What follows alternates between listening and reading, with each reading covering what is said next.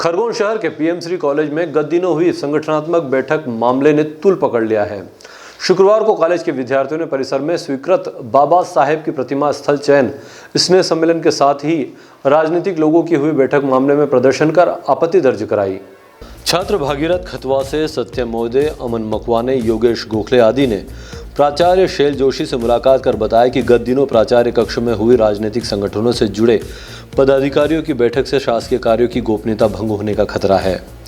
छात्रों ने परीक्षा परिणाम प्रभावित होने का अंदेशा भी जताया। इसके अलावा आगामी माह में शुरू होने वाली परीक्षाओं को देखते हुए फरवरी माह में ही स्नेह सम्मेलन कराए जाने की मांग की है। 6 बजे तक कॉलेज में इसी चक्कर में रहती हूँ। फिर बच्चे नहीं सुन पा रहे हैं, बच्चे नहीं मेरे को सुना पा रहे हैं, अपनी बात नहीं रख पा रहे हैं, मैं कैसे मानूं? नहीं, हमारा ऐसी बात है कि इसके अंदर आपसे सामने बात रखी है और जो रेगुलर की जो गतिविधि है जिससे बच्चों भय बना, तो इस पर क्या कार्रवाई करना चाहोगे? हमारा ये प्रश्न, आप क्या करोगे? इस विषय में क्या कहना चाहते हो आप? इसमें जो गतिविधि, बाहरी गतिविधि कैसे मानूं मैं? यदि मेरे को जेबीएस के मेंबर्स कह रहे हैं कि हमको हमारा प्रोग्राम कराना है, तो मना नहीं कर सकती। नहीं, तो प्राचार्य कक्ष में उनके लिए भारत माता सभागृह 27 नंबर है और उसमें जेबीएस का सिर्फ एक ही व्यक्ति था और उसके बाकी तो सब बाहरी व्यक्ति थे मैम। जो उनको हमने जैसे कक्ष के रूप में भी दिया, जो कि हमने उसको कक्ष के रूप में दिया, लेकिन उसमें हमने पूरा ऑनलाइन का प्रोग्राम रखा। हमारी मेरी सारी मीटिंग वहीं पर होती है। बिल्कुल बिल्कुल, उनके लिए जनभागीदारी कक्ष भी है। हाँ, तो वो जनभागीदारी कक्ष उनके लिए स्पेशल प्राचार्य कक्ष देना मतलब मन पूरी बात सुनोगे। जनभागीदारी कक्ष जो है वो मैंने क्यों नहीं दिया, ये उसका रीजन मुझे मालूम। मेरे को 6 कंप्यूटर रखे हैं, मेरा उसमें पूरा ऑनलाइन का काम चलता है, मेरा पूरी व्यवस्था वहीं पर हुई है। मैं बाहर के लोगों के उनके साथ में जिसके कुछ बाहर के भी आएंगे इस जगह कैसे? नहीं, 27 नंबर कमरा भी है, 27 नंबर की मीटिंग करने के लिए बहुत व्यवस्थित है। वहाँ पर तो कोई गतिविधियाँ नहीं है, मतलब कंप्यूटर ऑनलाइन जारी चीजें नहीं है। 27 नंबर में आराम से बैठ के कर सकते हैं। बहुत सारी गतिविधियाँ उनकी होती है, हर हफ्ते हर तीसरे दिन मतलब होती रहती है। उन्होंने अपना वो मांगा था, प्राचार्य कक्ष देना मतलब बच्चों के अंदर ये है मैम।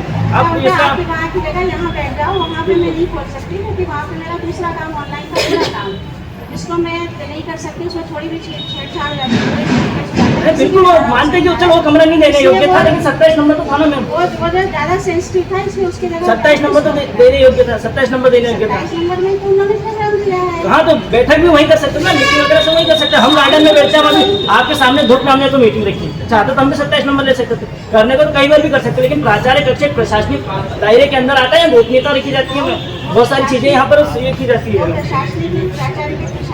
जी मैम, एक ही व्यक्ति था और उसके बाद में पूरे व्यक्ति बाहरी थे।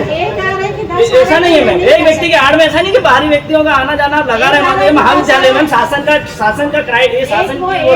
शासकीय भवन है, निजी भवनों की तो बात अलग होती है।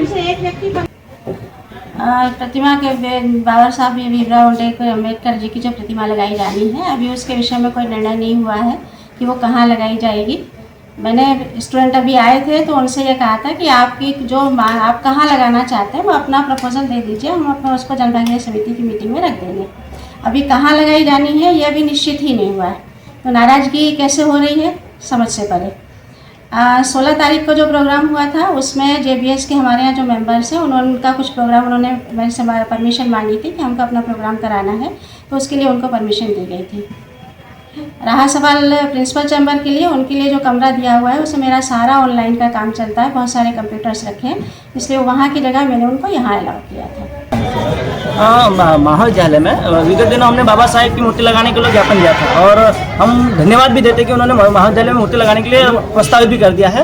और तो हमने ये कहा कि जगह जो हमने डिसाइड करी है, जगह डिसाइड को लेकर हमने आज ज्ञापन दिया है कि बाबा साहेब की जो मूर्ति जब झंडा वंदन किया जाता है उसके साइड पर सम्मानपूर्वक बाबा साहेब जी की मूर्ति लगाई जाए, ताकि सभी छात्र छात्राएं उनको देखते रहें और मान सम्मान उनका होता रहे समय समय पर। और साथ ही हमने स्नेह सम्मेलन को लेकर भी ज्ञापन दिया है कि काफ़ी समय हो गया, परीक्षाएं नज़दीक आ चुकी है, मार्च में परीक्षाएं होना संभावित है, तो इसे देखते हुए स्नेह सम्मेलन कराया जाए। और पिछले वर्ष क्या कच्चे चावल रह गए थे जिसके कारण बच्चों के पेट दर्द की संभावना बनी थी, तो इस पर थोड़ा चावल और क्वालिटी भोजन की क्वालिटी भी विशेष रखी जाए।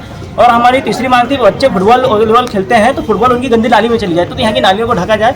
और चौथी हमारी मांग थी कि विगत दिन हो रविवार को यहाँ पर अन्य छात्र संगठनों द्वारा प्राचार्य कक्ष में मीटिंग रखी गई थी, जिसकी शिकायत हम बच्चों ने हमारे से की कि भैया वहाँ पर तो छात्र संगठन बैठा है, ऐसे तो पेपर लीक होने की संभावना है, बहुत सारी संभावनाएं बढ़ सकती है। तो इस विषय को भी लेकर हमने प्राचार्य को अवगत कराया कि बच्चों अब महाविद्यालय में यूनिवर्सिटी आ चुकी है, तो पेपर लीक होने की तथा परीक्षा परिणामों में उलटफेर होने की संभावना है। बस इन्हीं विषयों को लेकर आज हमने क्या प्राचार्य से मुलाकात हुई, क्या भरोसा दिया?